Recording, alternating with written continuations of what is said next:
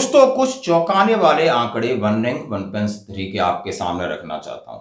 हर कोई बोल रहा है कि इसके अंदर एवरेज लिया जाता है और एवरेज का फर्क क्या होता है? क्या इतना एवरेज हो सकता है कि मिनिमम इतना हो और मैक्सिमम इतना हो? क्या आपके आसपास ऐसा हुआ है? क्या आपने सूबेदार को देखा है? क्या आपने नायब सूबेदार को देखा है, हवलदार को देखा है, सिपाही को देखा है, नायक को देखा है? हाँ जी दोस्तों, एक कंपैरेटिव टेबल है जो मैं आपके सामने रखना चाहता हूं। आराम से इसको बोलूंगा, आप सुनना और समझने की बात है, क्योंकि अब इन्हीं चीजों से विसंगतियां निकलेंगी, इन्हीं में से ड्राफ्ट निकलेगा। आप जैसे बुद्धिजीवी लोग हैं, बहुत सारे हैं जो इस पे काम करते हैं, जरूर आप मुझे सजेशन दे सकते हो।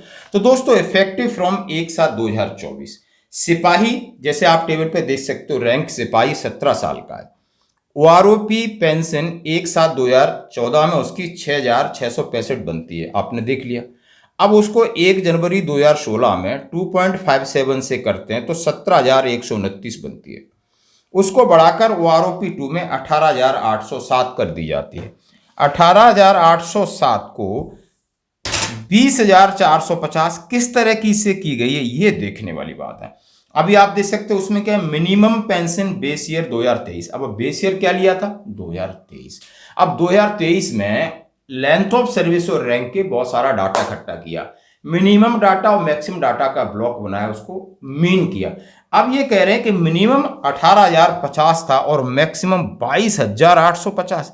अब क्यों नहीं ये 22,850 पे फिक्स कर दी जाती, जो कि हमारी डिमांड है, तो हमारी बल्ले बल्ले होती। अभी हमें कहाँ 20,450 पे फिक्स किया, यानी 2,250 का सीधा घाटा हो रहा है।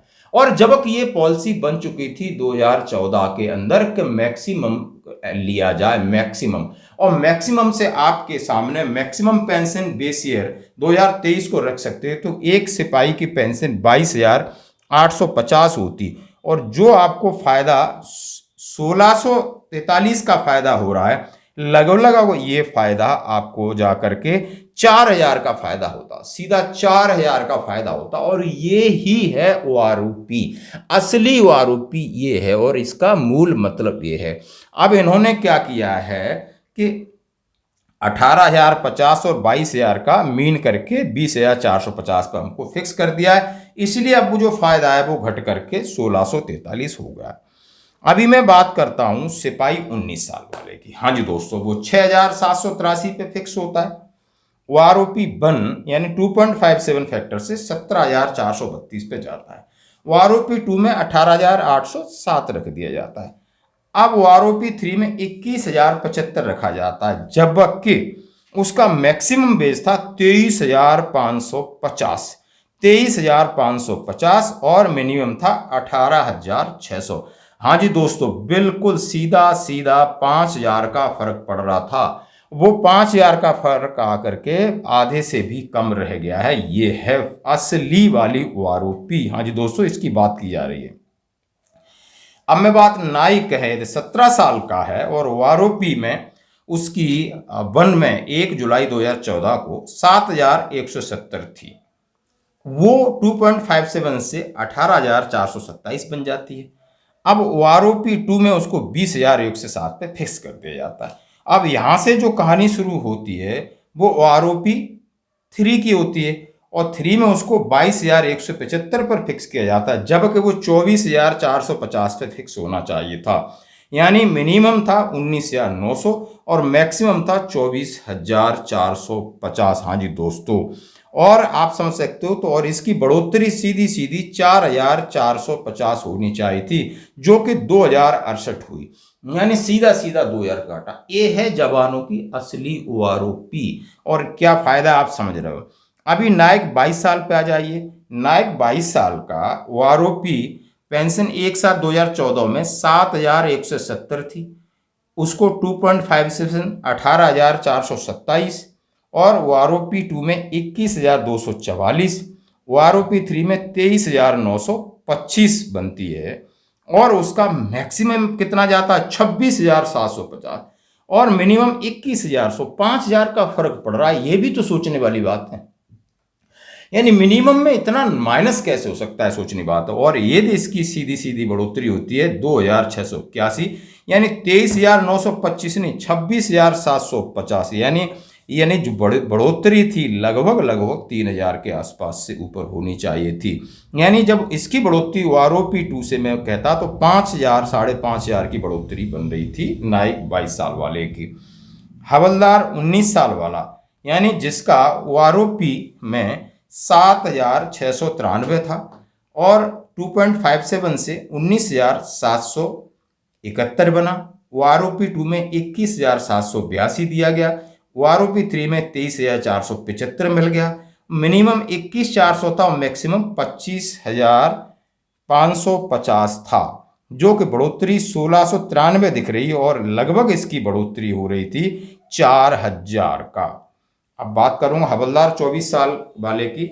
7,808 बिल्कुल OROP1 में फिक्स की और वो 20,067 बनती है 2.57 फैक्टर से। OROP2 में 22,257 कर दिया, जरा ध्यान से सुनना। और OROP3 में 24,900 किया है। अब 24,900 किया है, उसको मैक्सिमम 27,100 पे गया है। इसका मैक्सिमम एवरेज है वो 27,100 पे गया। आप सीधा सीधा समझ सकते हो 5,000 की सीधी बढ़ोतरी हो रही थी, 5,000 की। और मिनिमम था 22,700 और एवरेज उन्होंने 24,900 से लिया। 5,000 की बढ़ोतरी बड़े शौक से हो रही थी और यही जवानों को साथ घाटा है। नायब सूबेदार ऑनरी नायब सूबेदार 24 साल वाला 8,425 पे रहता है OROP1 में।